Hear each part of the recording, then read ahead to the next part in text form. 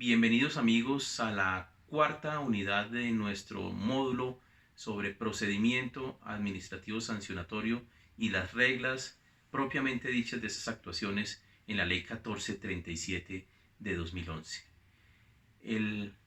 Código del Procedimiento Administrativo y de lo Contencioso establece un capítulo especial sobre el procedimiento administrativo sancionatorio previsto entre los artículos 47 a 52 de la Ley 1437. Eso no significa que otras normas del Código, particularmente de la parte primera del Código relacionadas con los recursos administrativos o con la intervención de terceros en las actuaciones administrativas, o como lo vamos a ver a continuación sobre el inicio de la actuación administrativa, no sean aplicables, ni más faltaba. Simplemente estamos hablando de reglas especiales de procedimiento cuando quiera que se trata de una actuación administrativa sancionatoria, y en lo allí no previsto pues se aplicará la parte primera del código efectivamente. Entonces lo primero que debemos decir es que la actuación administrativa sancionatoria puede iniciar de oficio, puede iniciar en cumplimiento de un deber legal o puede iniciar en ejercicio del derecho de petición, bien sea en el interés particular o en el interés general. Cuando se da una actuación administrativa en virtud de una petición del interés general o del interés particular, necesariamente estamos hablando allí de lo que denominamos el quejoso. Es una persona que presenta ante la autoridad de inspección, vigilancia y control o al órgano que ejerce la potestad sancionadora de la administración una queja, así lo llamamos y lo señala el artículo 13 del Código, una queja en donde denuncia que una persona ha infringido una norma de obligatorio cumplimiento, estimando que ha incurrido en una infracción administrativa y presenta pruebas sobre ese incumplimiento. Ese quejoso tiene un reconocimiento expreso en el artículo 38 del Código, en donde se señala que quienes inicien o den oportunidad para iniciar una actuación administrativa sancionatoria o tengan interés en esa actuación sancionatoria o puedan presentar pruebas, tendrán los mismos derechos de la parte interesada en la actuación. Entonces es muy importante considerar que estos quejosos tienen unos derechos que la ley reconoce en actuación administrativa sancionatoria y que, por supuesto, deben ser respetados por la autoridad de inspección, vigilancia y control. Dicho esto, entonces nos adentramos en el artículo 47, que señala dos situaciones muy importantes que tenemos que considerar. La primera, estamos frente a las averiguaciones preliminares o la posibilidad que tiene la administración de adelantar averiguaciones preliminares para determinar las circunstancias de tiempo, modo y lugar en las que ocurrió la infracción administrativa, quiénes serían posiblemente las personas a las cuales se le imputaría la infracción administrativa, si la autoridad administrativa es competente o no para adelantar la actuación administrativa. Eso es lo que denominamos las averiguaciones preliminares y esa es la finalidad propia de esa actuación. Considerar si existen elementos de juicio para proseguir a la segunda parte del artículo 47, que es la relacionada con la investigación administrativa propiamente dicha, en donde se elevaría pliego de cargos a una persona. Entonces, para culminar, digamos, la primera aspecto relacionado con la averiguación preliminar, es importante señalar, en primer lugar, que debe participar en esa actuación preliminar. Se le debe dar la oportunidad de participar, por supuesto, al averiguado preliminarmente, al quejoso si es que fue el que dio inicio a la actuación administrativa, y si la actuación comienza de oficio, el artículo 35 del Código señala expresamente que las actuaciones administrativas que comienzan de oficio deben darse inicio por escrito. Esto es un tema muy importante que debe ser considerado, porque esto implica entonces que si se da inicio a la actuación por escrito, pues esta debe ser comunicada a la persona a la cual se le ha adelantado esa averiguación preliminar. También es importante señalar que en las averiguaciones preliminares no hay reserva alguna. La regla general en los procedimientos administrativos es la publicidad de la actuación, entonces pues allí no podemos hablar de reserva alguna frente al averiguado preliminarmente y mucho menos frente al investigado una vez se elevan pliego de cargos.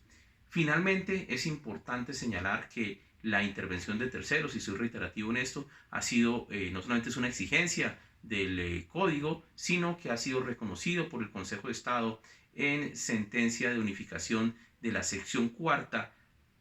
del fecha 14 de noviembre de 2018 en el expediente 2013-00452, en donde se señala que debe permitirse la efectiva participación de los terceros en las actuaciones administrativas. Si esto es así y si se logra determinar entonces que existe una posibilidad de adelantar una investigación administrativa porque se logró la finalidad de la averiguación preliminar, entonces pasamos evidentemente a el tema de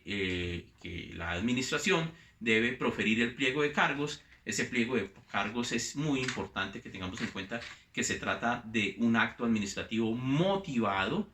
en donde se deben señalar con precisión y claridad, lo dice expresamente la norma, los hechos objeto de la investigación, las personas presuntamente investigadas. En este caso debe haber una imputación a una persona natural o jurídica propiamente dicha, en donde se establezca que por lo menos preliminarmente a esa persona natural o jurídica se le puede imputar la infracción administrativa,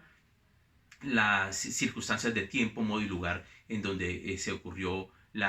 donde ocurrió la infracción administrativa, las disposiciones presuntamente vulneradas, por supuesto las pruebas que soportan la actuación administrativa y las sanciones que serían aplicables. Este acto administrativo, insisto, es motivado, debe ser claro, preciso, es un acto administrativo reglado y adicionalmente debe ser notificado personalmente. Entonces todos estos elementos debemos verificarlos en el momento en que el juez contencioso pues haga un análisis sobre la actuación administrativa, que haya sido notificado personalmente, que reúna los requisitos del artículo 47, insisto, se trata de un acto administrativo motivado y reglado.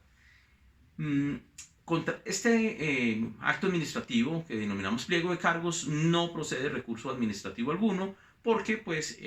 lo que se busca es que ya fijada la posición jurídica de la administración en el sentido en que va a adelantar una actuación administrativa sancionatoria, pues entonces lo que debe proceder como derecho de defensa y contradicción es evidentemente que se den los descargos de la persona investigada, y para eso entonces esta cuenta con 15 días hábiles contados a partir de la notificación para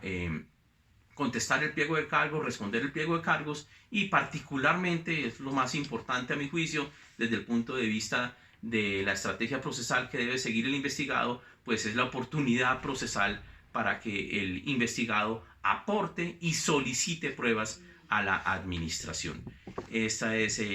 realmente el objeto de los descargos, y en esa medida pues debemos ser precisos en que no es tan importante en este momento de los descargos fijar una posición jurídica, sino más bien señalar cuáles son las pruebas que se aportan o que se solicita a la administración que las decrete para su práctica. Aquí vemos que es el ejercicio evidente del derecho de defensa y contradicción, y hay un aspecto fundamental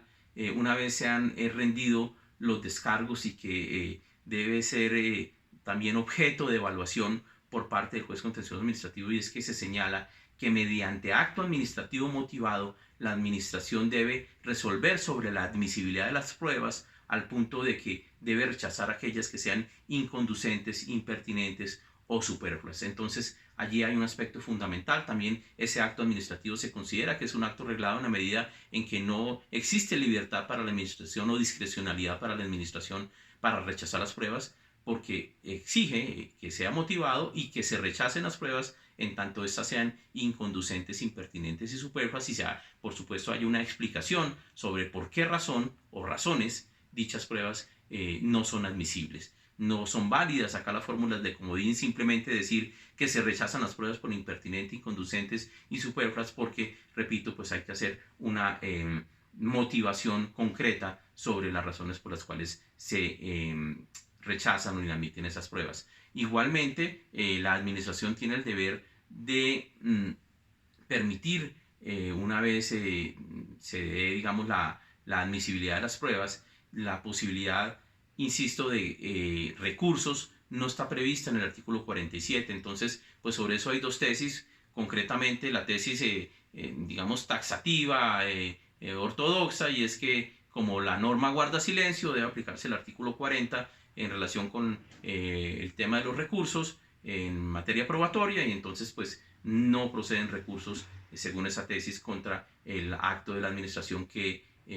resuelve sobre la admisibilidad de las pruebas. La tesis garantista, que yo acompaño y comparto, evidentemente ante el silencio del artículo 47 no puede ser interpretado que no procedan los recursos administrativos. A mi juicio sí proceden, como quiera que el artículo 3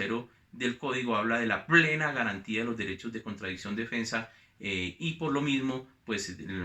si estamos frente a un aspecto fundamental como es la admisibilidad de la prueba, debe permitirse al investigado la presentación de los recursos administrativos. En todo caso, pues repito, siempre la administración alegará que el artículo 40 señala que contra la decisión que resuelve sobre las pruebas, pues no procede recursos, y en principio se mantienen en esa posición. Insisto, aunque creo que la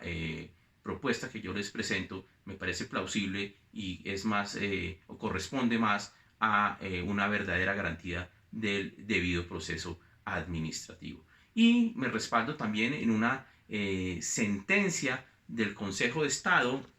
relacionada con este tema. Es una sentencia del 2018, del 24 de mayo de 2018, expediente 2004-01100, en donde el Consejo de Estado dice expresamente que la impertinencia, la inutilidad y extralimitación en la petición de la prueba debe ser objetivamente analizada por el investigador y ser evidente.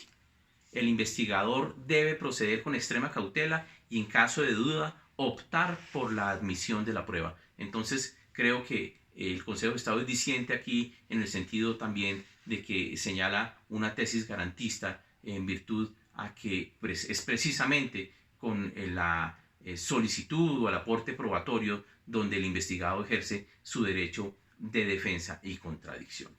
Una vez se ha resuelto efectivamente el tema de la admisibilidad de las pruebas, pues por supuesto se pasará al periodo probatorio propiamente dicho, que tiene un término de 30 días hábiles, y puede ser extendido cuando sean dos o más los investigados o deban de practicarse pruebas en el exterior, puede ser extendido por un término de hasta 60 días. Obviamente, para este momento también la administración debe haber excluido las pruebas practicadas ilegalmente, dado que así lo establece de manera expresa el artículo 47 del CEPACA, y esto es un desarrollo del artículo 29 constitucional que nos enseña que es nula de pleno derecho la prueba obtenida por con violación del debido proceso. Entonces ya para este momento en que inicia el periodo probatorio, estas pruebas practicadas ilegalmente también deben haber sido excluidas de la actuación administrativa sancionatoria. Finalmente, frente a los medios de prueba que pueden practicarse en las actuaciones administrativas sancionatorias, pues el artículo 40 del Código señala que son válidos todos los medios de prueba previstos en el Código General del Proceso, y que cuando la administración ha decretado pruebas de oficio, se debe dar la oportunidad al investigado para presentar o controvertir las pruebas de oficio que han sido decretadas por la administración. En esta medida, una vez se han practicado las pruebas decretadas, pues ya vence o vencido el periodo probatorio o practicadas las pruebas decretadas, pues el paso siguiente será el de los alegatos de conclusión, al cual me referiré en una próxima entrega. Muchas gracias.